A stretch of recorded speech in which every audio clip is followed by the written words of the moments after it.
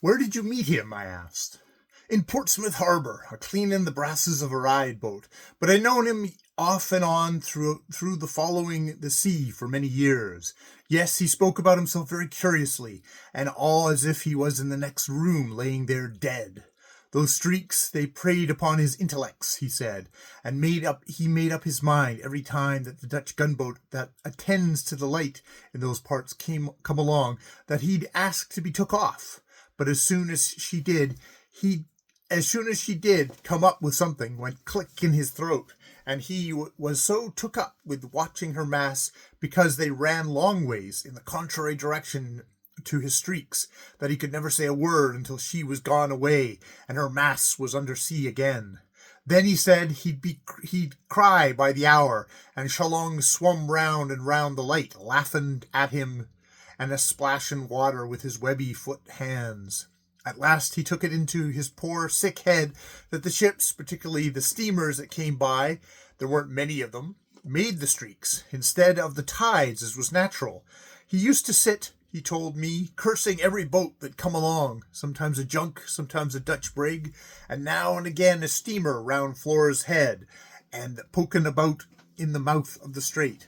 Or there they'd come a boat from Australia, running north past old Lobby Toby, hunting for a fair current, but never throwing out any papers that Shalong might pick up for Dow's to read.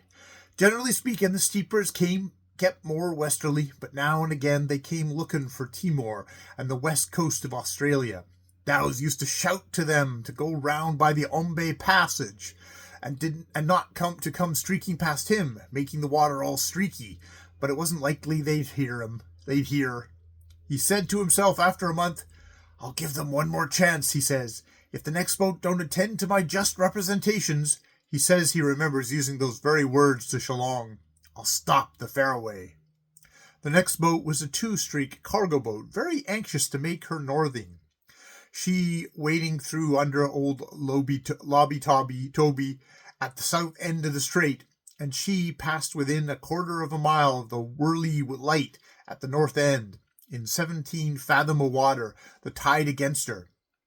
Dow's took the trouble to come out with Shalong in a little prow that they had, all bamboos and leakage, and he lay in the fairway waving a palm branch, and so he told me, wondering why and what for he was making this fool of himself.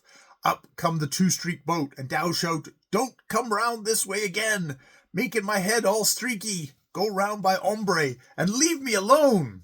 Someone looks over the port bulkwards and shies a banana at Dow's, and that's all. Dow's sits down in the bottom of the boat and cries a fit to break his heart. Then he says, "Shalong, what am I a-crying for?" and then fetches up the Whirly Light on the half-flood. "Shalong," he says, "there's too much traffic here, and that's why the water's so streaky as it is. It's the junks and the brigs and the steamers that do it," he says, and all the time he was speaking he was thinking, Lord, what a crazy fool I am. Shalong said nothing because he couldn't speak a word of English except damn, and he says that when you and me would say yes. Dow's lay down on the planking of the light with his eye to the crack, and saw the muddy water streaking below, and he never said a word till slack water, because the streaks kept him tongue-tied at such times. At slack water he says, "Shalong, we must buoy this fairway for wrecks," and he holds up his hand several times, showing that dozens of wrecks had come about in the fairway, and Shalong says, "Damn." That very afternoon he and Shalong rows to Whirly, the village in the woods that the light was named after, and buys canes, stacks and stacks of canes, and core rope, thick and fine and all sorts. And they sets to work making square floats by lashing of canes together. Dow says he took longer over those floats than might have been needed, because he rejoiced in the corners, they being square, and the streaks all in his head, all running long ways. He lashed the canes together, crisscrosses and athwartways, any way but long ways, and they made up 12-foot square floats like rafts. Then he stepped a 12-foot bamboo or bundle of canes in the center, and in the head of that he lashed a big 6-foot W letter, all made of canes, and painted the float dark green and the W white, as the wreck buoy should be painted. Between them two, they make a round dozen of these new kind of wreck buoys, and it was a 2 months job. There's no big traffic, owing it to being on the turn of the monsoon, but what there was Dow's cursed at, and the streaks in his head, they ran with the tides as usual. Day after day, so soon as the buoy was ready, Shalong would take it out with a big rock and that half sunk the prow and the bamboo grapnel, and drop it dead in the fairway. He did this day or night, and Dow's could see him of a clear night, when the sea brimmed, climbing about the buoys with the sea fire dripping off him. They was all put into place, 12 of them, in 17-fathom water, not in a straight line on account of a well-known shoal there, but slantways, in two, one behind the other, mostly in the center of the fairway. You must keep this to the center of these Java currents, for currents at the sides is different, and in narrow water, before you can turn a spoke, you get your nose took round and rubbed all upon rocks and woods. Dow's knew that just as well as any skipper. Likewise he knew that no skipper daren't run through uncharted wrecks in a 6-knotted current. He told me he used to lie outside the light watching his boy ducking and dipping so friendly with the tide, and the motion was comforting to him on account of it being different from the run of the streaks in his head. 3 weeks after he'd done his business, up comes a steamer through Lobie-Toby Straits, thinking she'll run into Flores Sea before night. He saw her slow down, then she backed. Then one man and another came up on the bridge, and he could see there was a regular powwow, and the flood was driving her right on Dow's wreck buoys. After that she spun round and went back south, and Dow's nearly killed himself with laughing. But a few weeks after that, a couple of junks came shouldering through the north, arm in arm, like junks go. It takes a good deal to make a Chinaman understand danger. They junks set well in the current, and went down the fairway, right among the buoys, 10 knots an hour, blowing horns and banging tin pots all the time. That made Dow's very angry. He having taken so much trouble to stop the fairway. No boats run the Flores Strait by night, but it seems to Dow's that if junks do that and the day, that the Lord knew what but a steamer might trip over his buoys at night, and he sent Chalong to run a core rope between 3 of the buoys in the middle of the fairway, and he fixed naked lights of core steeped in oil to that rope. The tides was the only things that moved in these, for the airs was dead still till they began to blow, and then they would blow your hair off. Shalong tended those lights every night after the junks had been so impeded. 4 lights in about a quarter of a mile hung up in iron skillets on the ropes, and when they was alight, the core burns well, very like a lamp wick. The fairway seemed more matter than anything else in the world. First there was the whirly light, then these 4 queer lights that couldn't be riding lights and almost flush with the water, and behind them, 25 miles off, but the biggest light of all, there was the red top of old Lobie-Toby volcano. Dow's told me that he used to go out in the prow and look at his handiwork, and it made him scared, being like no lights that ever was fixed. By and by some more steamers came along, snorting and sniffing at the buoys, but never going through, and Dow says to himself, "Thank goodness I've taught them not to come streaking through my water. Ombre passage is good enough for them and the like of them. Good enough for them and the like of them." But he didn't remember how quick that sort of news spreads among the shipping. Every steamer that fetched up by those buoys told another steamer, and all the port officers concerned in those seas that there was something wrong with Flores Strait that hadn't been charted yet. It was block buoyed for wrecks in the fairway, they said, and no sort of passage to use. Well, the Dutch, of course, they didn't know anything about it. They thought our Admiralty survey had been there, and they thought it very queer but neighbourly. You understand, us English are always looking up marks and lighting seaways all the world over, never asking with your leave or by your leave, seeing that the sea concerns us more than anyone else. So the news went to and back from Flores to Bali, and Bali to Problingo, where the railways is that runs to Batavia.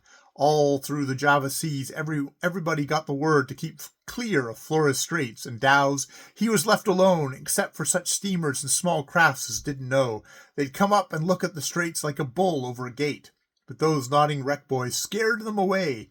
By and by, the Admiralty survey ship, the Britomart, I think she was, lay in Madagascar roads off Fort Rotterdam alongside the Ambonia, a dirty little Dutch gunboat that used to clean there. And the Dutch captain says to our captain, "What's wrong with Flores Straits?" He says. "Blowed if I know," says our captain, who's just come up from Angelica Shoal. "Then why'd they go and buoy it?" says the Dutchman. "Blowed if I have," said our captain. That's your lookout." "Buoyed it is," says the captain, "according to what they tell me, and a whole fleet of wreck boys too." "Gummy," says our captain, "it's a dorg's life at sea. Anyway, I must have a look at this. You come along after me as soon as you can." And down he skimmed that very night round the heel of Celebes, 3 steam to Flores Head, and he met a 2-streaker liner, very angry, backing out of the head of the strait, and the merchant captain gave our survey ship something about his mind for leaving wrecks uncharted in those narrow waters and wasting his company's coal. "It's no fault of mine," says our captain. "I don't care whose fault it is," said the merchant captain, who had come aboard to speak to him just at dusk. "The fairway's choked with wreck enough to be knock a hole through a dock gate. I saw their big ugly masts sticking up just under my forefoot. Lord have mercy on us," he says, spinning around. "This place is like Regent Street of a hot summer night." And so it was. They too looked at Flores Strait, and they saw lights one after another stringing across the fairway. Dow's, he had seen the steamers hanging there before dark, and he said to Shillong, "We'll give them something to remember. Get all the skillets and iron pots you can and hang them up alongside of our regular forelights. We must teach him to go round by Ombre Passage, or they'll be streaking up our water again." Shillong took a header off the slate house, got aboard the little leaking prow with his quar soaked in oil and all the skillets he could muster, and he began to show his lights. 4 regulation ones and half a dozen new lights hung on that rope, which were a little above the water. Then he went to all the spare boys with all his spare quar, and hung a skillet flare on every pole that he could get at, about 7 poles. So you see, taking one with another, there was the whirly light, 4 lights on the ropes between the 3 center fairway wreck boys that hung out in its usual custom, 6 or 8 extra ones that Shillong had hung up on the same ropes, and 7 dancing flares that belonged to 7 wreck boys.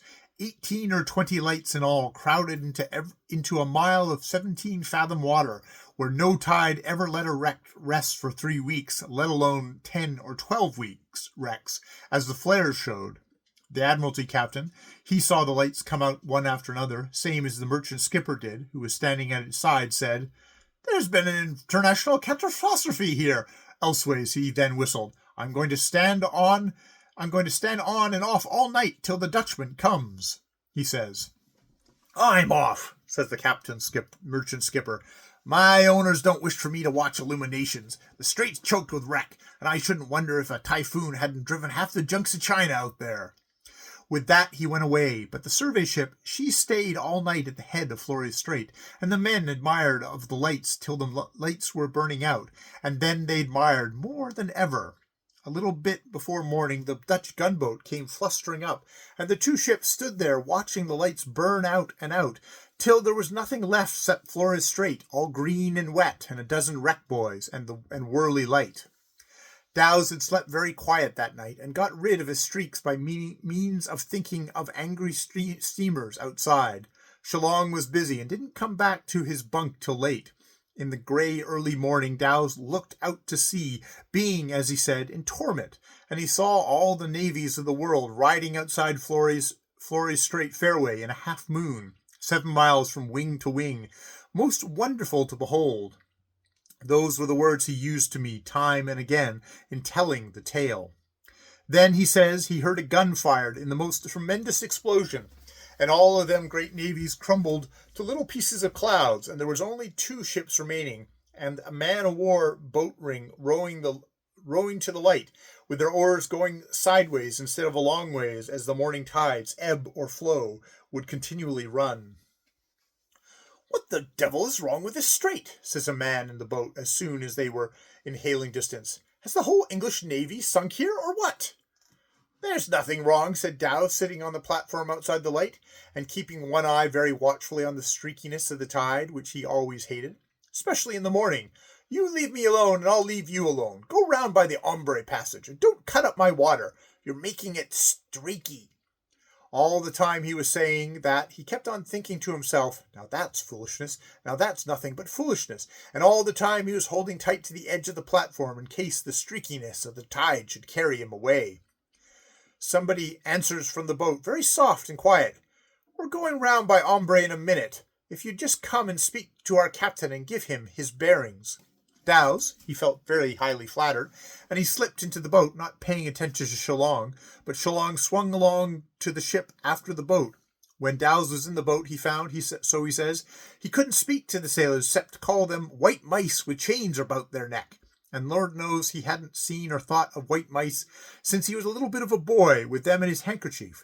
So he kept himself quiet, and so they come to the survey ship, and the man in the boat hails the quarterdeck with something that Dow's could not quite rightly understand, but there was one word he spelt out again and again, M-A-D, mad, and he heard someone behind him saying of it backwards, so he had two words, M-A-D, mad, D-A-M, damn, and he put they two words together as he come on the quarterdeck, and he says to the captain very slowly, "I be damned if I am mad," but all the time his eyes was held like that by coils of rope on the belaying pins, and he followed those ropes up and up with his eyes till he was quite lost and comfortable among the rigging, which ran crisscross and slopewise and up and down, and any way but straight along under his feet north and south. The deck seams, they ran that way, and Dow's daren't look at them. They was the same as the streaks of the water under the planking of the lighthouse. Then he heard the captain talking to him very kind, and for the life of him he couldn't tell why, and what he wanted to tell the captain was that Flores Strait was too streaky, like bacon, and the steamers only made it worse, but all he could do was keep his eyes very carefully on the rigging, and sing, "I saw a ship a-sailing on the sea, and oh, it was all lading with pretty things for me."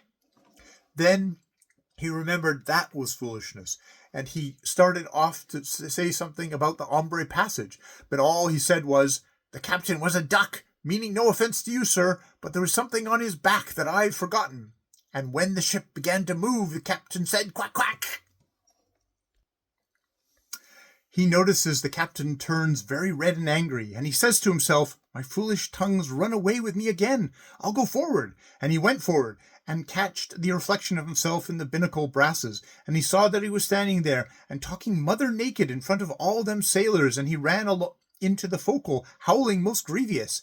He must have gone naked for weeks on the light, and Shalong, of course, never noticed it. Shalong was swimming round and round the ship, saying "damn," for to please the men, and to be took aboard, because he didn't know any better. Dow's didn't tell what happened after this, but seemingly our survey ship lowered two boats and went over to Dow's boys. They took one sounding, and they finding it was all correct, they cut the buoys that Dow's and Shalong had made, and let the tide carry him out through the Lobie-Toby end of the strait. And the Dutch gunboat, she sent two men ashore to take care of the Whirly Light, and the Britomart, she went away with Dow's, leaving Shalong to try and follow them, a-calling "damn, damn," all along the wake of the screw, and half heaving himself out of the water, and joining his webby foot hands together. He dropped astern in 5 minutes, and I suppose he went back to the Whirly Light. You can't drown an orange lord, not even in the Flores Strait on flood tide. Dow's come across me when he came to England with the survey ship, after being more than 6 months in her, and cured of his streaks by working hard and not looking over the side more than he could help. He told me what I've told you, sir, and he was very much ashamed of himself, but the troubles on his mind was to know whether he hadn't sent something or other to the bottom with his boys and his lightnings and such like. He put it to me many times, and each time more and more sure he was that something had happened in the straits because of him. I think that distracted him, because I found him up up at Fratton one day, in a red jersey, a praying before the Salvation Army, which had produced him in their papers as a reformed pirate. They knew from his mouth that he had committed evil on the deep waters. That was what he had told them. And piracy, which no one does now except Chinese, all was they knew of. I says to him, Dowse, don't be a fool. Take off that jersey and come along with me. He says, Fenwick, I'm saving my soul, for I do believe that I have killed more men in the Flores Strait than Trafalgar. I says, a man that thought that he'd seen all the navies of the earth standing round in a ring to watch his foolish false wreck boys. Those was my very words I used. Ain't fit to have a soul, and if he did, he couldn't kill a louse with it. John Dowse, you was mad then, but you are a damn sight madder now. Take off that there jersey. He took it off and come along with me, but he never got rid of that suspicion that he'd sunk some ships because of his foolishness at Flores Strait. And now he's a wherryman from Portsmouth to Gosport, where the tides run crosswise, and you can't row straight for 10 strokes together. So late as all this. Look! Fenwick left his chair, passed to the light, touched something that clicked, and the glare ceased with a suddenness that was pain. Day had come, and the channel needed St. Cecilia no longer. The sea fog rolled back from the cliffs in trailed wreaths and dragging patches, as the sun rose and made the Dead Sea alive and splendid. The stillness of the morning held us both silent as we stepped on the balcony. A lark went up from the cliffs behind St. Cecilia, and we smelt a smell of cows in the lighthouse pastures below. Then we were both at liberty to thank the Lord for another day of clean and wholesome life.